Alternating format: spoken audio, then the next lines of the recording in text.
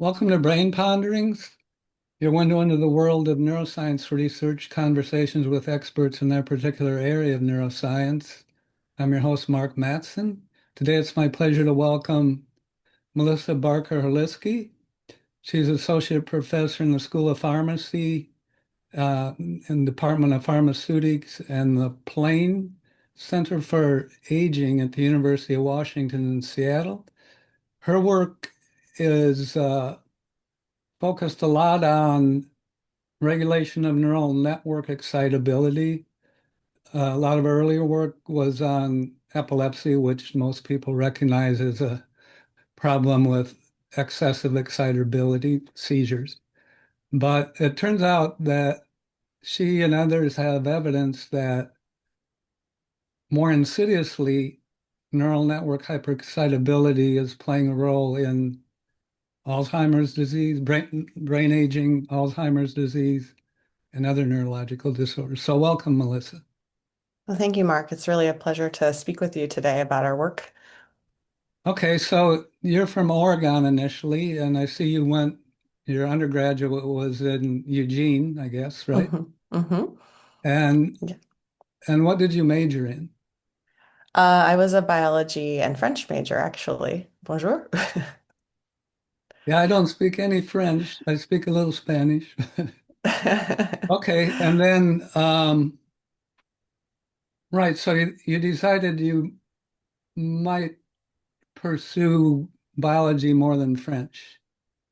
Yeah, so I was always really interested in how the body works, but I really loved um, to speak French, and it was just a pastime of mine. I think what's really been helpful about having a two-language education is that it's allowed me to really think about how I communicate and write. So for interested scientists out there, one of the things that is kind of a misconception is that you shouldn't have to write a lot, but you end up writing all the time as a scientist and writing grant proposals, writing research summaries, and I think being able to communicate in English and in another language has really helped me to become maybe a better writer, I hope.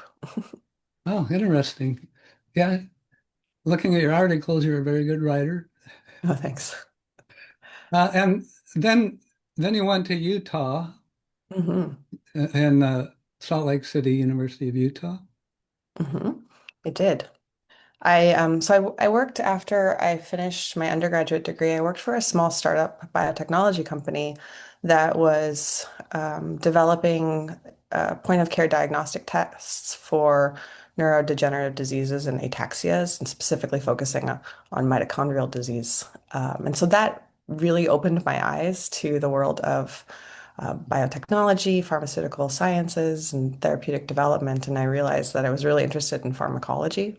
So that's how I got into the field of pharmacology and pursued a PhD at the University of Utah in the Department of Pharmacology and Toxicology. And what was your dissertation on?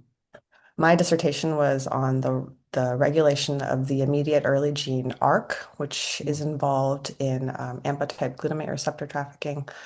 It was looking at the regulation of ARC transcription and translation following a neurotoxic regimen of methamphetamine. So I was actually quite passionate about drug addiction. That's how I started thinking about neuroscience, is through the lens of methamphetamine addiction. But after I completed my dissertation, I was really keen to pursue pharmaceutical development opportunities. And the University of Utah has a long-standing contract with the National Institute of Neurological Disorders and Stroke that has led to the discovery and development of over nine anti-seizure medications. And after I finished my PhD, I was looking for opportunities in kind of therapy development. And one of the opportunities that was available to me was to work at the anticonvulsant drug development program, that contract site for the epilepsy therapy screening program at the University of Utah. Hmm. So that's how I got into epilepsy. Really fell in love with the translational aspect of epilepsy research and how predictive the animal models are for developing treatments that actually have very significant clinical benefit for people. Yeah, that's a good point. many of the animal models don't translate very well. In the case of, for example, Alzheimer's disease, somewhat, or Parkinson's models, screening drugs in the animals, the success in, well, there hasn't really been any major successes at all with Alzheimer's disease. Parkinson's only the levodopa, but epilepsy, maybe it's because I don't know if it's a simpler mechanism, but there's a lot of targets for uh, epilepsy, right? And maybe why don't you talk a little bit about kind of the basics, the regulation. What's the core neural circuitry in the brain, and what are the key mechanisms regulating excitability? Sure.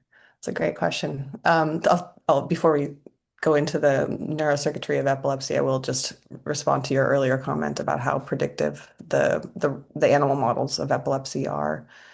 Unlike, as you mentioned, some of the other neurological diseases that really hit a lot of people around the world, things like Alzheimer's disease, Parkinson's, multiple sclerosis, the rodent models of epilepsy tend to translate very, very well. A seizure in a mouse oftentimes is responsive to the same anti-seizure medications that are effective for a seizure in a person. And so we can really understand whether or not an investigational therapy is going to be useful for people with epilepsy if it works in several key mouse or rat models. With regards to the neurocircuitry of epilepsy, epilepsy is such an interesting disease because it really is it really is more of an umbrella term for many different types of neuronal hyperexcitability conditions. Epilepsy can occur or seizures can co-occur with a number of other diseases, Alzheimer's disease being one of them. But epilepsy as a whole tends to encapsulate people who have things like Dravet syndrome, Lennox-Gastaut. Traumatic brain injury can lead to seizures and epilepsy. But one of the misconceptions about epilepsy more commonly is that it's just symptomatic seizures. A person who has epilepsy just has seizures. And that's actually not the case.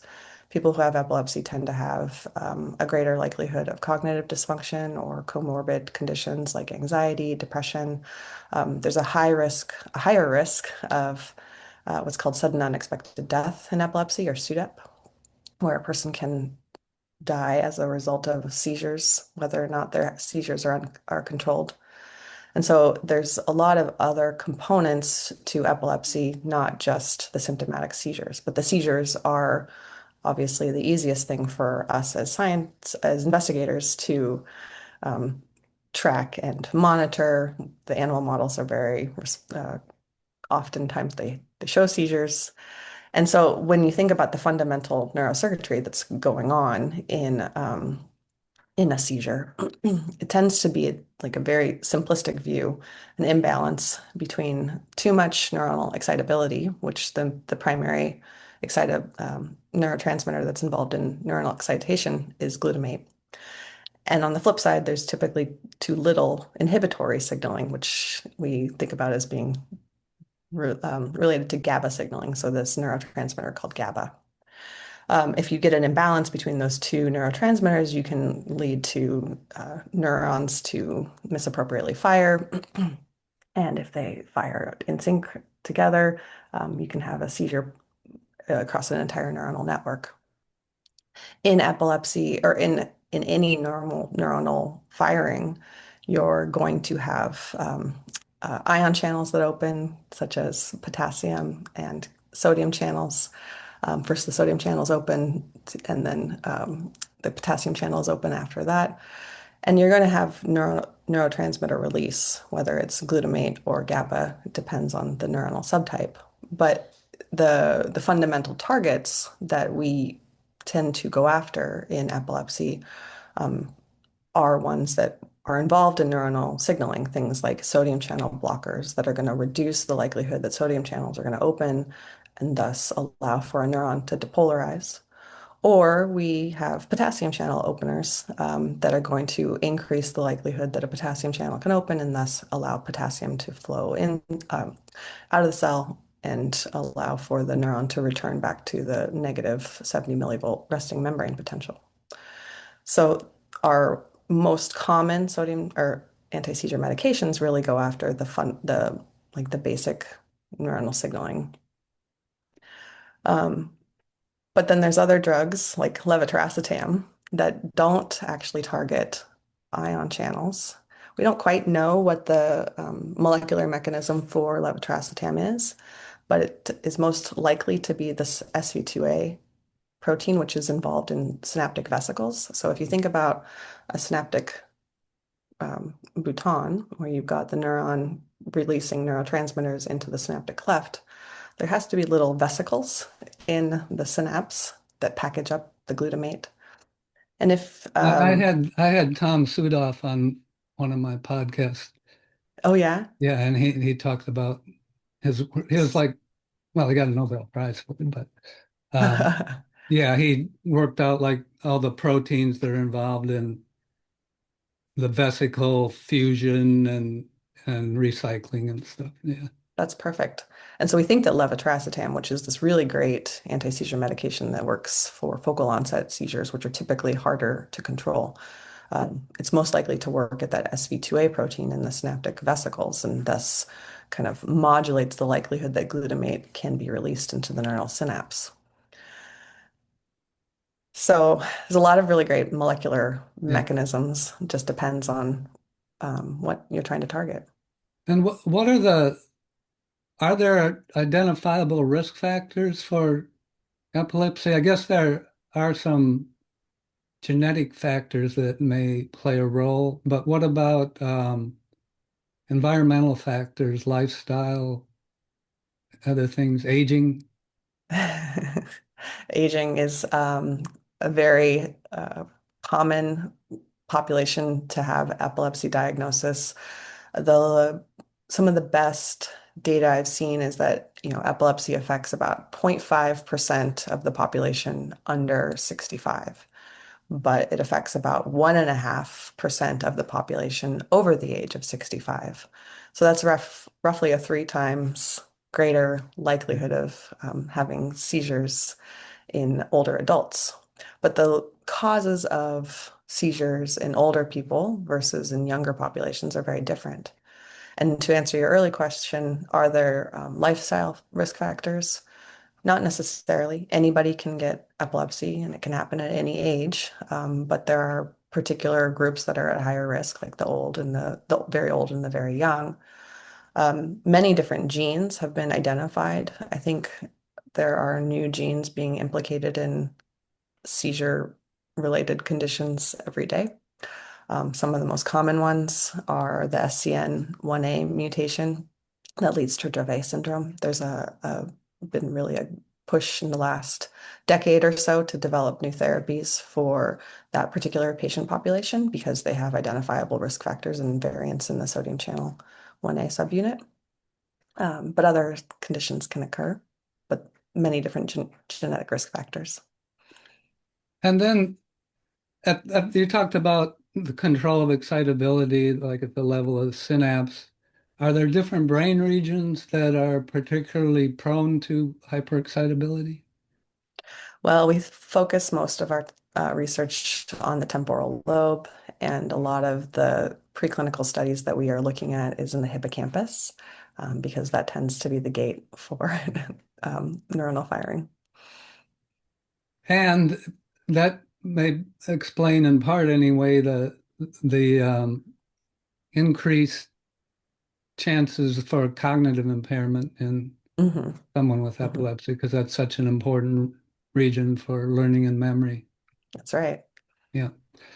Okay, so you mentioned the value of the animal models. What are some of the animal models you've used for epilepsy? Oh, I have this textbook that I share with my undergraduates and students in the laboratory that has been updated over the last several years that I think it's probably about this big of all the different animal models.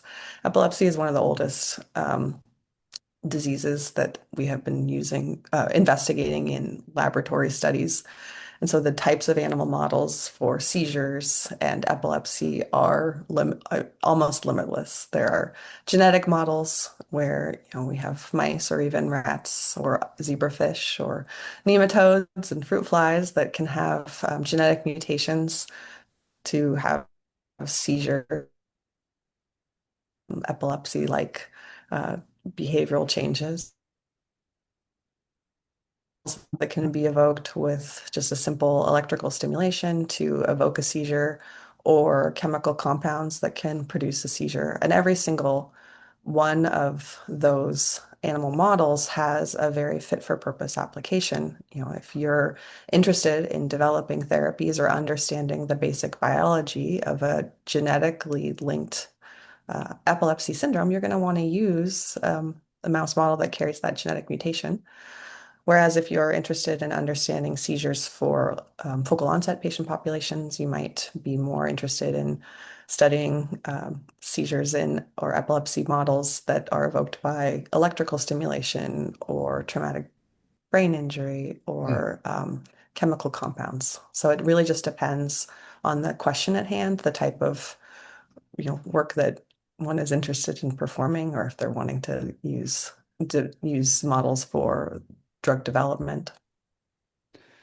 Now, one of the models that we use quite a bit and a lot of people have used is excitotoxins that activate glutamate receptors, but they aren't removed from outside the cell. So normally glutamate's released at the synapse.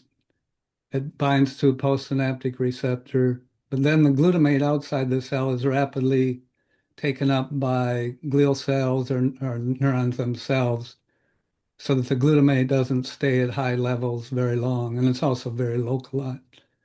But these excitotoxins like domoic acid or canic acid, they aren't removed from outside the cell, and so they kind of induce seizures and can kill neurons by excitotoxicity. So with severe seizures, neurons can actually die by what's called excitotoxicity. Can you talk about that process? What happens that leads to the degeneration of neurons if they're excessively excited and can't recover? Uh, it's a good Or, question. or I can talk about it. But Maybe. I mean, we use the canic acid model a lot, both in rats and mouse models to basically do what you were just talking about, induce some sort of chemoconvulsant mediated cellular death and cell damage that causes a network remodeling. And that ultimately leads to the sufficient insult to develop spontaneous recurrent seizures weeks to or days to weeks later. The specific, underlying biological processes that lead to the individual cell death with response to canic acid, it's not as much of what we're focusing on. We're looking more at like the long-term pathological changes and how glial cells respond in the context of the damage that occurs. But from my understanding, there's excess glutamate dumping into the synapse, and this leads to inability of the neurons to, or the cells, the synapses to clear it, and this can cause the excitotoxic damage to the cells themselves. and in general, there's two ways that neurons can die by excitotoxicity. One's very rapid. If you expose neurons to a very high level of canic acid or even in culture to glutamate, you get so much sodium influx and the cell can't remove the sodium, so it stays depolarized. Sodium has a, a positive charge. So essentially, you draw water from outside the cell into it and it swells and bursts. That's necrosis. But m more commonly in the animal models and probably in patients, there's a slower form of degeneration that involves excessive calcium accumulation. So when the neuron's excited, depolarizes the membrane, calcium channels open, including the NMDA glutamate receptor. And that calcium does a number of things that can lead to local degeneration of a synapse or even death of neuron. And those include activation of proteases, effects on mitochondria, and triggering of a process called apoptosis. So there's a number of manifestations of excitotoxicity. Mhm. Okay, and what that becomes quite relevant, I think, when we get to talking about Alzheimer's disease, where there's clearly a lot of neurons dying. Okay, and then what have been some of your major findings with regards to epilepsy? And then we'll talk about, you can maybe we'll spend the rest of the time talking about aging and Alzheimer's, which is something you're quite interested in now. So anyway, what are some of your lab's major findings from the epilepsy field perspective? Yeah, so we've been really interested over the last decade or so in developing or identifying and developing new therapies specifically for treatment-resistant epilepsy patient populations and trying to identify new ways to uncover or better predict therapies that will be useful for that patient population. So a couple, big things that we've done over the last couple of years is some work by my mentor, Steve White, and one of his postdocs many years ago showed that lamotrigine administration during the epileptogenesis process in a rat kindling model, which is basically a model where the rat is subjected to low stimulation intensity electrical currents, and that leads to a progressively increasing hyperexcitability to the point that the rat has seizures. What they showed was that this rat model, the lamotrigine, could develop resistance to lamotrigine if it was chronically treated with lamotrigine during that time of the epileptogenesis process. But one of the things that's really limiting in early drug discovery is that, if you're working with several investigational compound leads and you want to determine which one of those, 3 or 4 molecules is best for moving into a clinical trial, you might not want to spend the resources to scale up and synthesize large gram quantities of that investigational compound for a rat chronic administration study. So we basically took that model and scaled it down to a mouse paradigm to be able to look at whether mice could also develop resistance to lamotrigine when they were chronically exposed to the sodium channel blocker. And lo and behold, they are just like the rats, so you get this really nice cross-species consistency. But what we also did in the course of scaling down that earlier rat model to a mouse model is looked across multiple other anti-seizure medications to see which anti-seizure medications are also non-ineffective or which compound class could the model be potentially drug resistant to? And we found that things like valproic acid and even reticabine were no longer as sensitive to or no longer as effective in this chronic seizure model as they were in mice that were just treated with the formulation vehicle. So this suggests that developing pharmacoresistant epilepsy in the course of exposure to a single anti-seizure medication or potentially one incorrectly selected anti-seizure medication early in the disease process may actually put you at higher risk for developing drug resistance later. And so there's some sort of change in the pharmacosensitivity with chronic lamotrigine administration that leads to drug resistance. But that wasn't where we stopped. That was just the initial kind of study. The next thing we wanted to do was ask the Let me ask question. you a Oh, question sure, go about, ahead.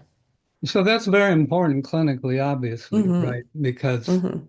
and I gather from what you're saying is there are a lot of patients that don't respond to a drug well, or maybe they initially respond and then later it's no longer effective. So there must be some like enduring changes that are occurring in response to exposure to the anti-seizure drug.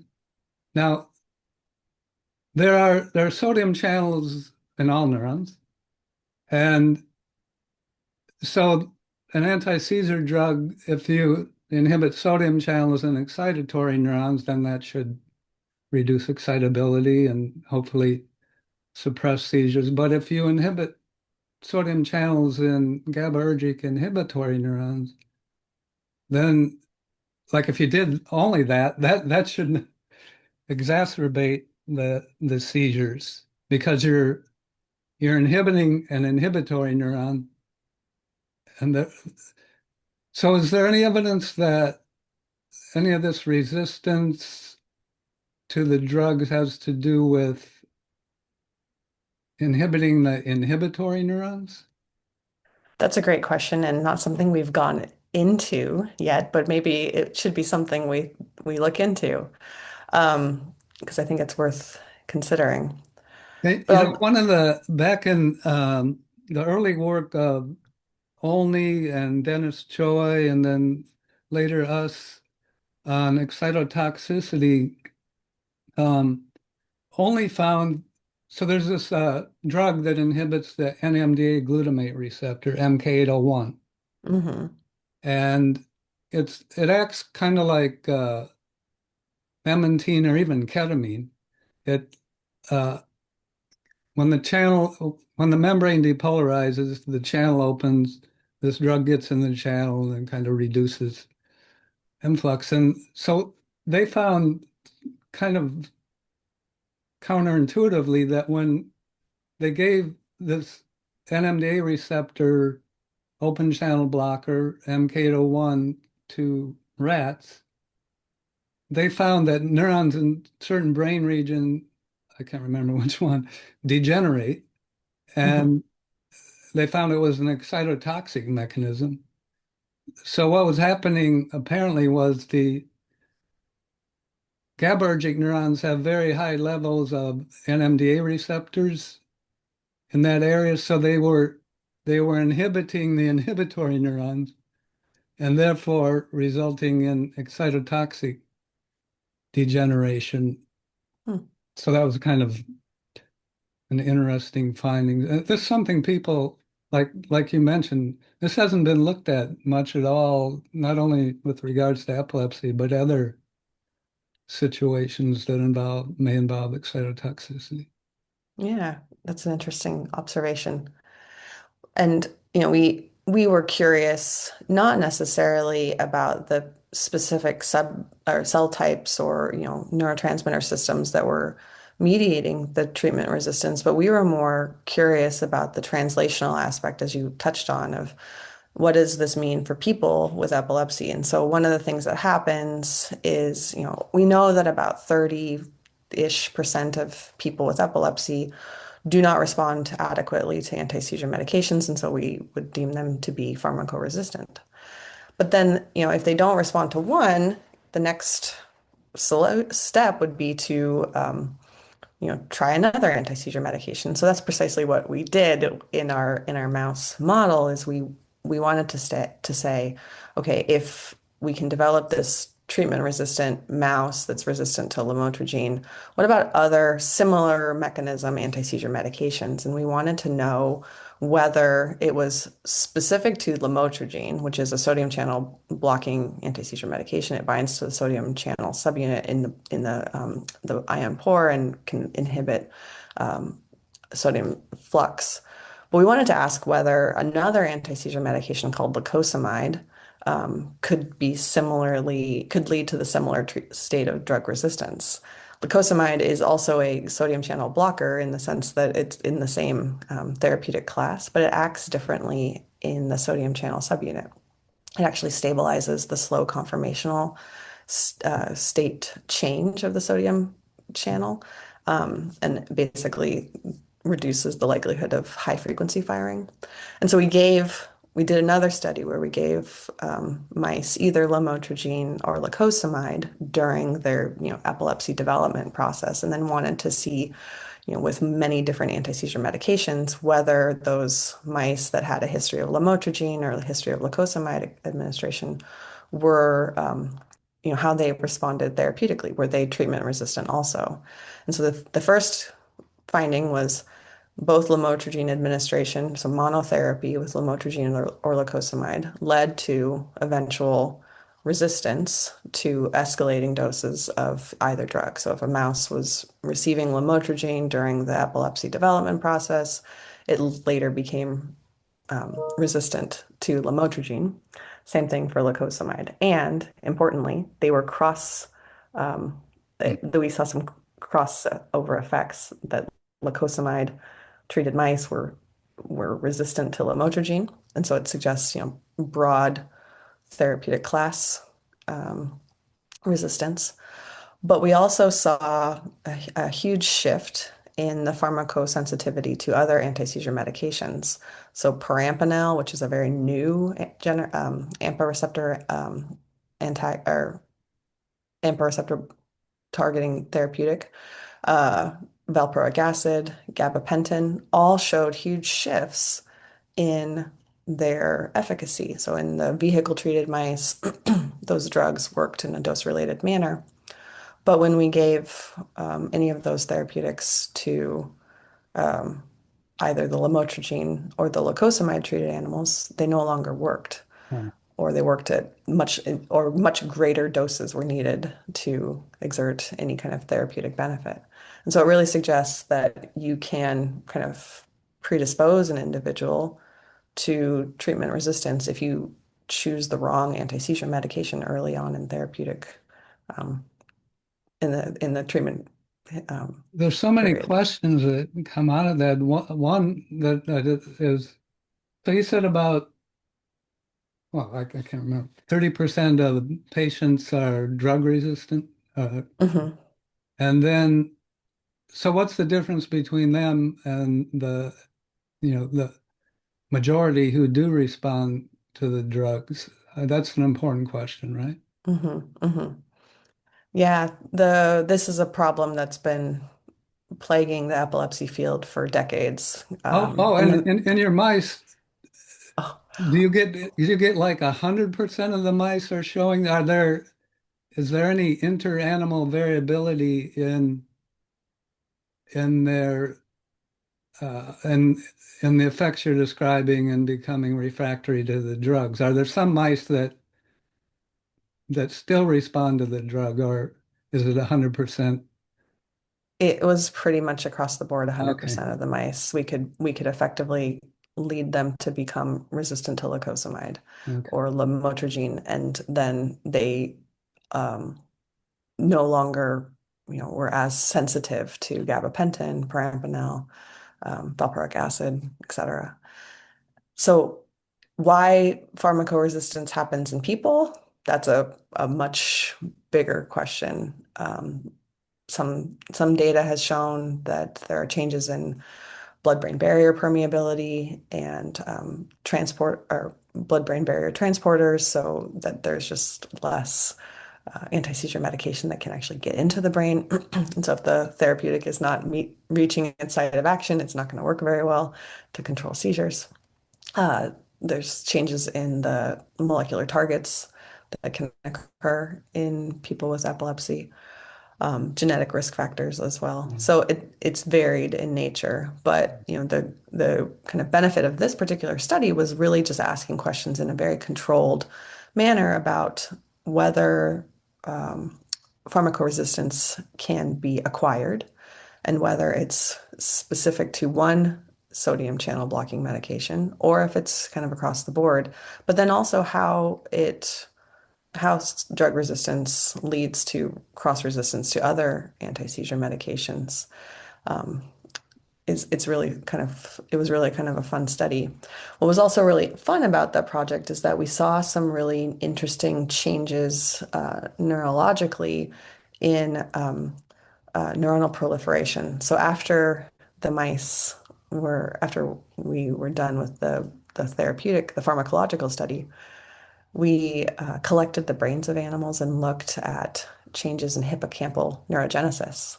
So whether or not we could see increased uh, neurons growing in the hippocampus.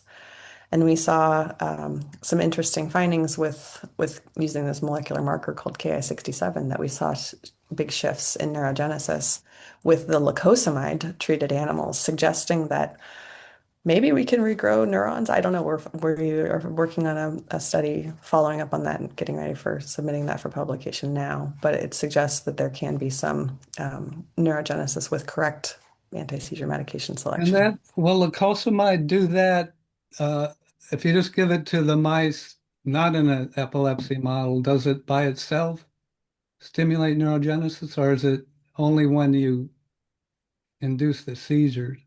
We only looked after we looked in the mice that were had a history of seizures, and so we only saw it in one Okay. population. But You know, it's a seizures good is a question. good seizures is a good way to increase brain-derived neurotrophic factor levels. Hmm. In fact, um, yeah, I think one of the first conditions that was shown to induce BDNF expression was essentially Yep. electroconvulsive shock. Yeah. Um, so there are the seizures themselves do lead to activation of adaptive responses, some of which are certainly beneficial. Um, However, those adaptive responses don't necessarily win out over the maladaptive changes that are occurring. So it's complicated. Anytime you kind of stress the brain, uh, whether it's with a seizure or something even more subtle, there's adaptive responses that are going on to counteract the potential damaging effects of the insult. Um, so did you measure BDNF levels? None in this particular study, Okay. but maybe we should in the future. Yeah. You still have brains frozen? Not from this one, no. Okay. Okay. All That was right. published. That project was published a few years ago, but I think it's interesting to think about are there ways what are there therapeutics that we are underutilizing that could be having additional benefits Yeah. besides just seizure control? Yeah. What about ketones, ketogenic diet? At Hopkins, there's a group, a clinical group that focuses on epilepsy, and they're doing a lot of stuff with ketogenic diets. So my understanding is that some patients who don't respond to drugs do benefit at least somewhat from ketogenic diets. Is there any work in Seattle going on in On the that regard? ketogenic diet in Yeah. Seattle? Maybe. And epilepsy. There's a lot of groups that are interested in it, particularly because the ketogenic diet, some evidence has suggested that it may modulate the intestinal microbiome, which is a really hot topic right now in a lot of different neurological disease states, thinking about how your what you eat or what you eat and the effects of it on your intestinal microbes, all the bacteria Yeah. that reside in your gut, how they might um, modulate neuronal activity or neurological disease resist sensitivity. So yes, there is interest. I can't think of anything right now with that's fun. That would be fun to talk about the ketogenic Good. diet. I'll just mention a few studies we did, like, well, some in the 90s, but then right before we retired, before I retired. In the 90s, we got interested in caloric restriction, and I was interested in Alzheimer's and aging's was a major risk factor for Alzheimer's. So um, I just had several postdocs do kind of simply designed studies where we took rats or mice and we randomly assigned them to either their ad libitum feeding regimen or every other day fasting. So 24 hours no food, then 24 hours they have food and keep repeating that. And uh, Don Ingram at NI had shown that that will extend lifespan of rats or mice up to 50% if you start it when they're young. But we did the kainate seizure model, and we did bilateral kainate injections into the hippocampus, and and this was in rats. It pretty much in the animals on ad lib feeding it pretty much wiped out the CA3 pyramidal neurons and caused a spatial learning and memory deficit in water maze. But in animals that we adapted to intermittent fasting for 3 months, the neurons were relatively resistant to the canic acid, and their short-term memory was largely preserved. Okay, so then fast forward to 2019, before I retired, and I had a postdoc who we'd done a lot of work on this mitochondrial protein called sirtuin-3 or Hmm. SIRT3, and it's an enzyme that can regulate the function of a number of proteins in the mitochondria. And we had evidence from studies of SIRT3 knockout mice that was very important in protecting the neurons against seizures, against what did we do? We did initially a Huntington's disease model with the toxin. And then we crossed the SIRT3 knockout mice with uh, a mouse model that's relevant to Alzheimer's disease that gets a lot of amyloid in their brain and have learning and memory impairment. And those mice showed actually one thing we found right away was that if mice lack the mitochondrial sirtuin-3, they're much more vulnerable to canic acid. But then in the Alzheimer's mice with reduced SIRT3, they develop very early these spontaneous seizures, and some of them died. This was in a mouse model where the animals, as they get older, some of them do develop seizures.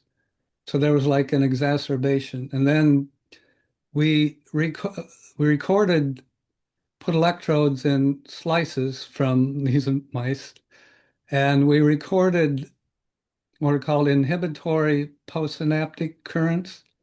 So essentially, we're recording from a glutamatergic neurons, we're recording the amount of inhibition by a GABAergic neuron. And the bottom line is we found that the intermittent fasting enhances GABAergic tone in wild type mice, but if they lack SIRT3, it's no longer effective. Um, so anyway, I'm saying a lot of stuff pretty quickly, but and then the ketone itself, beta hydroxybutyrate, when we gave it to animals, suppressed seizures. So I think this is something that um, should be looked at in more detail because it's very safe. It's like a natural. I think it's a hormone. That beta hydroxybutyrate. It's a hormone. We discovered it stimulates BDNF production and has a lot of important signaling functions. Yeah. So anyway, I don't know if you. It would be interesting to see if this ketone, which you can get, was developed by a colleague of mine at NIH. It's called a ketone ester. There's actually companies that sell this now and they market to athletes because there's some evidence that maybe it can enhance endurance or recovery. There are clinical trials now of this ketone ester in patients with Alzheimer's disease, mild cognitive impairment. But I think it would be interesting to see if in your epilepsy drug resistant model, this ketone is effective.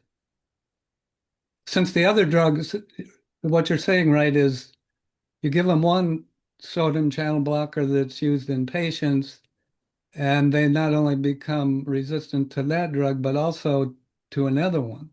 Hmm. So I think that'll be an interesting thing for you to look at is the ketone. Yeah. And I'm aware of some efforts out there to try and do combination therapy of ketone administered in combination with rationally selected anti-seizure medications. So I think, you're not you're not following an incorrect line of evidence. Like Yeah. there's plenty of rationale to go that route. And so I think that's a great next step to think about. Okay, let's switch to, we've already been 45 minutes. Let's, time goes fast when you're having fun, huh? There's so much to talk about. Yeah. Okay, let's switch to aging and Alzheimer's disease. You, you stated previously that as we get older, we're more likely to develop seizures, maybe 1 in 100 or maybe even more, 1 in 50 to 100 of older people do develop seizures. So I guess two questions there is, well, I guess a major one. What's going on during aging that increases the likelihood of seizures? And then is there a role for hyperexcitability in common age-related neurodegenerative disorders like Alzheimer's disease? Yeah, so that's a great question. And so the reason I got into Alzheimer's disease or aging related research for people, older adults with epilepsy, was largely because I felt that there was a significant gap in how we were studying epilepsy because of what I mentioned, that there's this kind of U-shaped response. Early in life, you're at high risk of epilepsy, but as you get older, you're even at higher risk of developing epilepsy. But the ways that epilepsy or seizures occur in older adults are very different from how they occur in younger patients. Things like cardiovascular or Hmm. traumatic brain injury, stroke, those are Yeah. some significant risk factors for developing seizures and epilepsy in late life. About less than about 10% of older adults with seizures also have Alzheimer's disease. And we typically think that the Alzheimer's disease, the seizures are comorbid in that patient population.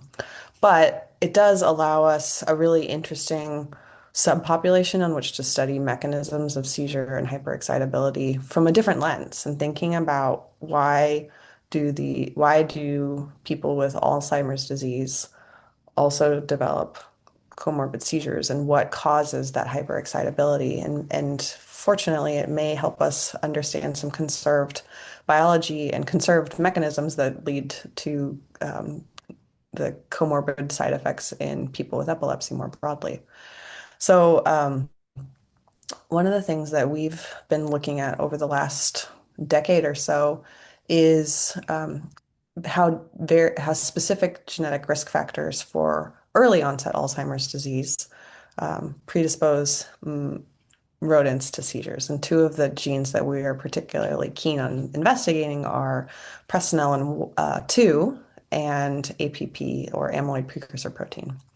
So we've been doing some really interesting kind of comparative studies looking at how seizure incidence in those in mice that harbor those two genetic risk factors influence, you know, biomolecular changes within the brain or long-term outcomes or pharmacological response to try and get a better sense of, what does the combination of an AD related risk factor in combination with chronic seizure activity, how does that change many different aspects of an individual's biology? So one of the Yeah, fun things and that, so, okay, yeah, so the amyloid precursor protein is a transmembrane protein, and the amyloid beta peptide that self-aggregates in the plaques is liberated from the precursor protein by these enzymatic cleavages, beta secretase, gamma secretase, and presenilin 1 is recognized as kind of the gamma secretase enzyme. Actually, it's a complex. And mutations in presenilin 1 and even more rarely presenilin 2 can cause early onset autosomal dominant Alzheimer's disease. In other words, if you have the mutant gene, you have a 100% chance of getting Alzheimer's disease at an early age. And so in those mice, they have with the mutant APP, PS1, they get a lot of amyloid beta peptide accumulation and they develop seizures, suggesting that there's a role for the amyloid in the seizures. And actually, from my lab, the most highly cited article is one from 1992, where we showed that amyloid beta peptide renders neurons, actually human neurons, vulnerable to excitotoxicity. Hmm. And and then we also showed that this other enzymatic product of APP, secreted APP alpha, there's an enzyme that prevents accumulation of amyloids called alpha secretase. We found that that alpha secretase product, that's what was a Nature paper, that it hyperpolarizes neurons. And we suggested it has a normal role in regulating excitability. So the amyloid precursor protein, I agree, it's through various indirect or direct ways seems to be involved in regulating excitability. And when that gets disturbed, it may play a very important role in Alzheimer's. Hmm. Yeah, and we're particularly interested in the APP, the differences between expression or overexpression of amyloid precursor protein versus other AD-related risk factors, and specifically the presenilin-2 gene. What's interesting about presenilin-2, like you mentioned, is it's not as commonly identified in early onset Alzheimer's disease, but it may be because those cases are actually missed in like the sporadic or late onset AD population. There's some really nice evidence coming out very recently suggesting that people can have um, presenilin-2 risk or variants, but have later AD onset, so after age 65, and that puts them in the kind of late onset Alzheimer's disease patient population. So it makes for studying the presenilin-2 variant model actually gives us a nice tool to investigate with a known genetic risk factor, potential mechanisms of seizure or AD in later life or late onset AD.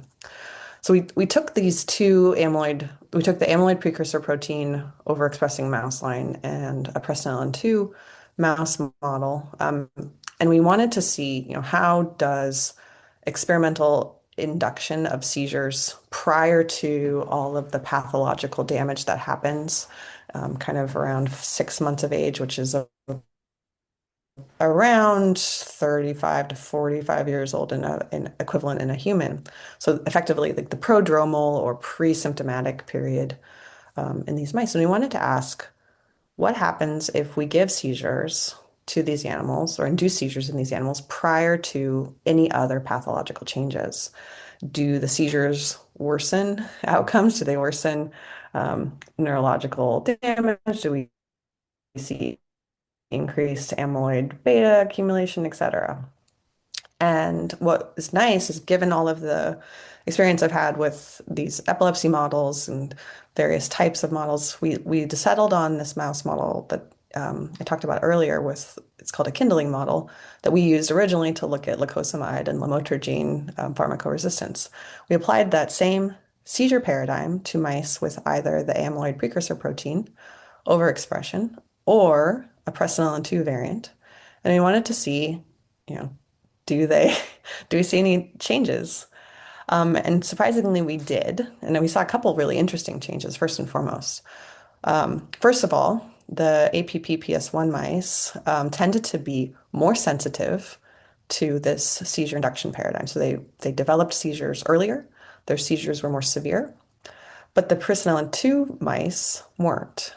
And so right off the bat, it kind of suggests that maybe there is something, as you mentioned, about amyloid beta really contributing to hyperexcitability.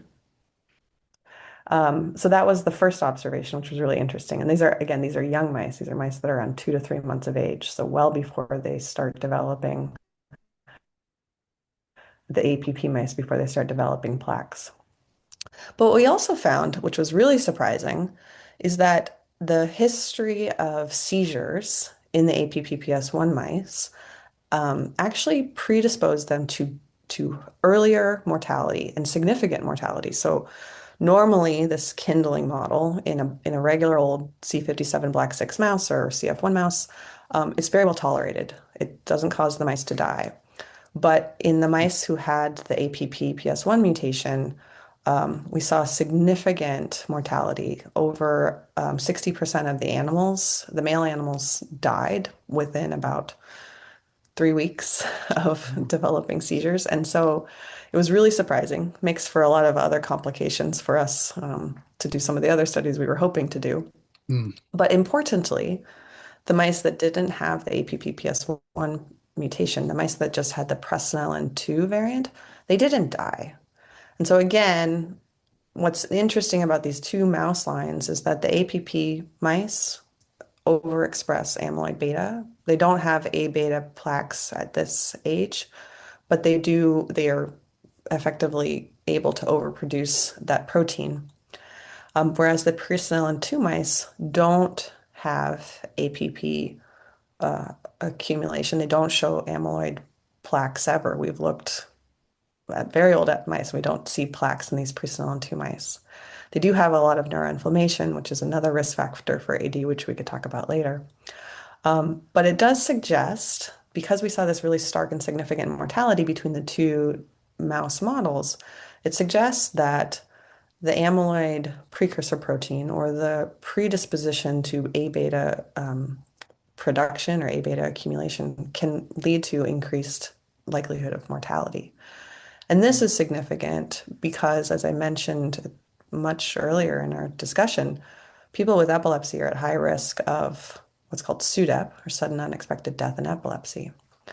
And we think that this phenomenon that we're seeing in our mouse model may reflect a SUDEP-like phenomenon, that the combination of Hmm. neuronal hyperexcitability and an amyloid precursor protein overexpression may put the animals at risk for SUDEP.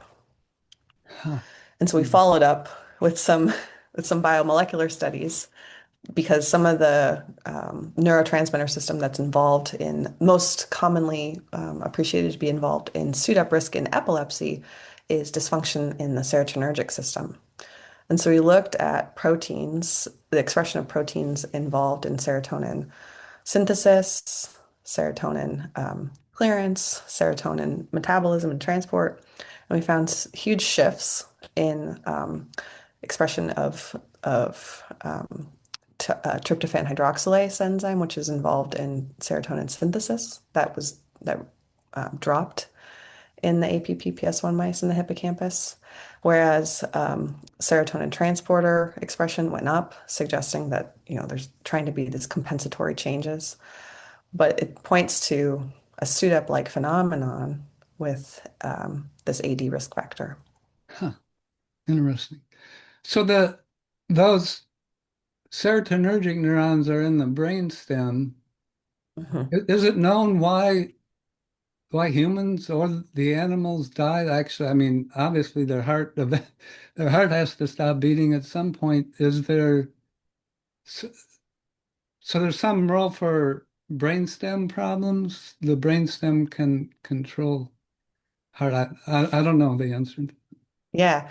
In our study, we did not look at the dorsal raphe where the majority of serotonin neurons reside.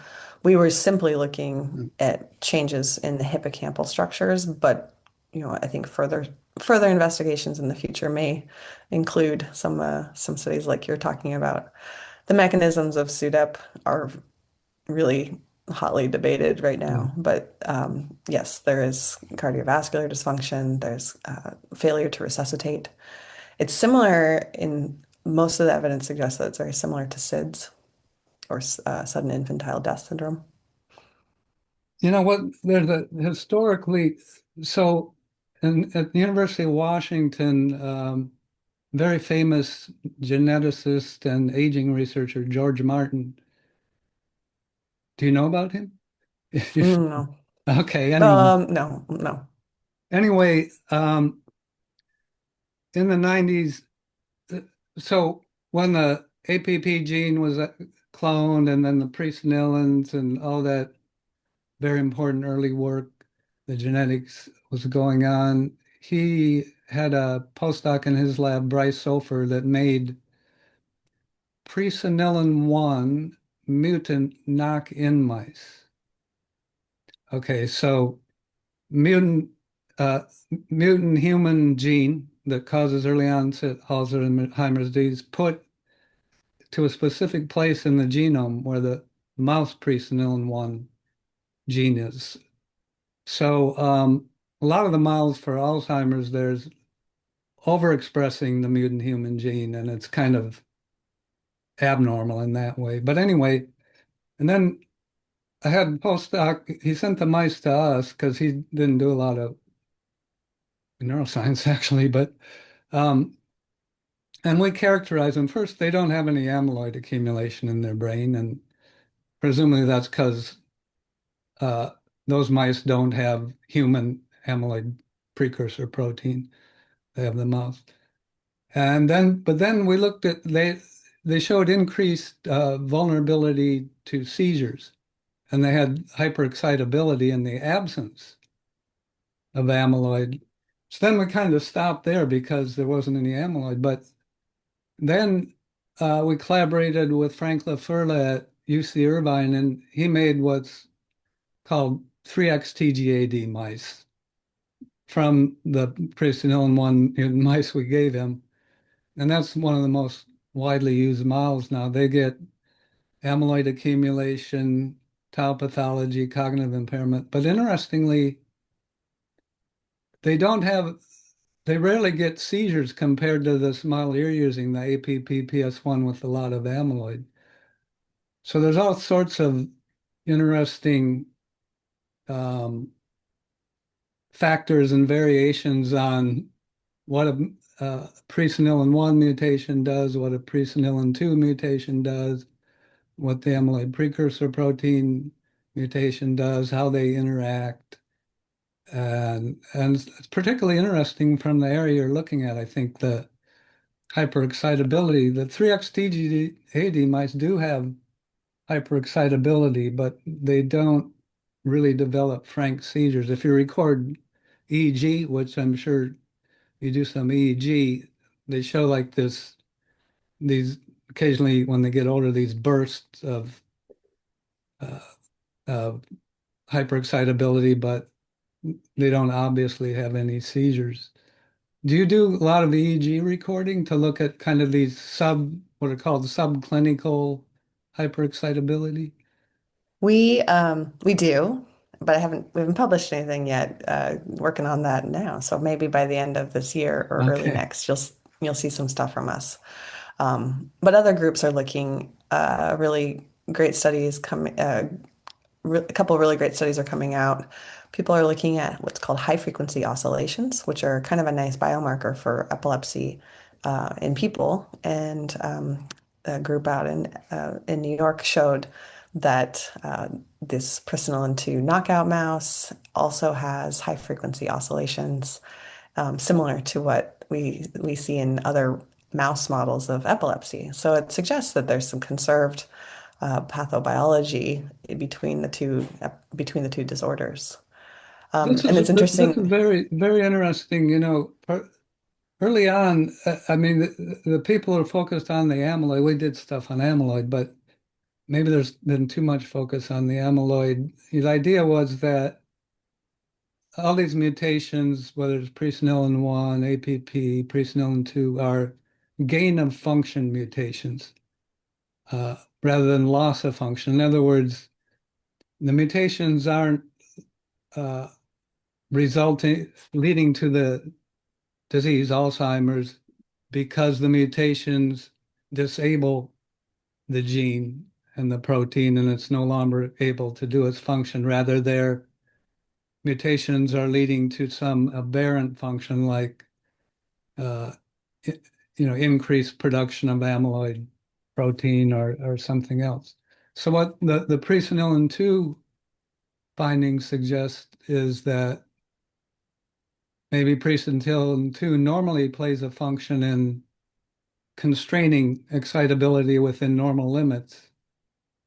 And when you knock it out or cause a mutation, maybe then that's promoting hyperexcitability, and that could be an early event upstream of subsequent age-related amyloid accumulation, which most people get anyway, even if they don't have Alzheimer's. So yeah, a lot of interesting avenues to Yeah. pursue. Well, and it's interesting that you mentioned that Bryce Sofer made the Presenilin 1 mouse model Yeah, that you were referencing, because the Presenilin 2 mouse model that we are using was also made by Bryce. So yeah, yeah. we were particularly He interested. was a postdoc Yeah. in George Martin's lab back then. Yeah, he works now as a staff scientist with my collaborator, Suman Jayadev, Oh, where that's I a got the great person to Presenilin. have as a staff scientist.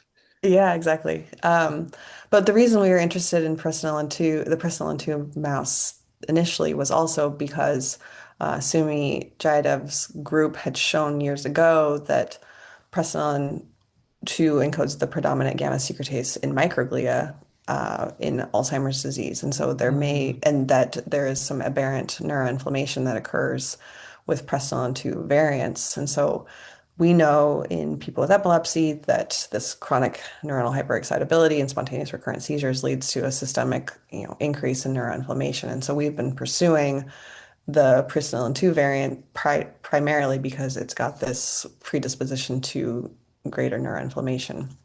Now, with the model that we selected, the kindling model, we didn't see any changes in seizure susceptibility with presenilin 2, the presenilin 2 transgenic mouse.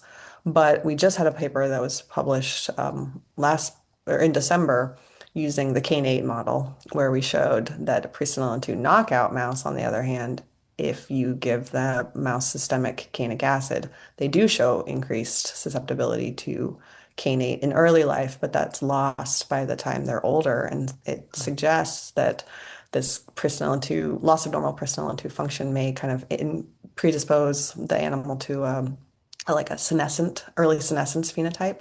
Huh. So they show basically a phenotype more like an aged wild type animal. So there's a lot of work still to be done. Yes. Okay. Well, let's see. We covered a lot.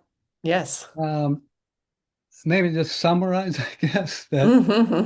that uh, epilepsy is not simple. It's a hard disease to understand and treat. That the current treatments, while effective in some people, aren't in others.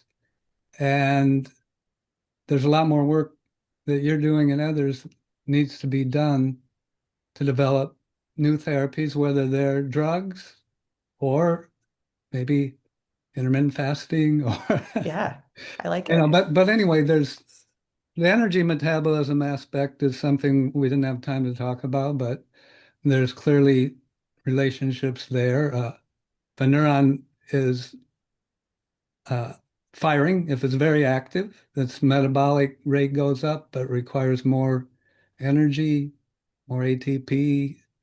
They produce more free radicals. So there's a lot of things going on with epilepsy related to the hyperexcitability that I think are avenues for potential intervention.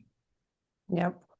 It's a really popular area and it's really, growing rapidly. I think there's a lot still to be done, but we've learned a lot in the 10 years or so that I've been working on this Yeah. project in our mice models. Okay, I'd be very interested to see how your work progresses, particularly from the aspect of brain aging and Alzheimer's disease. Yeah. Uh, Yep. so there's not enough people working in the particular area that you're working on because I think there's a lot of clinical and experimental evidence to support this hyperexcitability hypothesis as a general contributor to dementia. Okay, thanks a lot, Melissa. Yeah, thanks, Mark. Have a And great rest of go Seahawks. I have relatives That's up right. there, so I See, imagine Seattle's going to be a very well. Uh, in a couple days, it may be either very happy or very sad place. I don't know. yeah.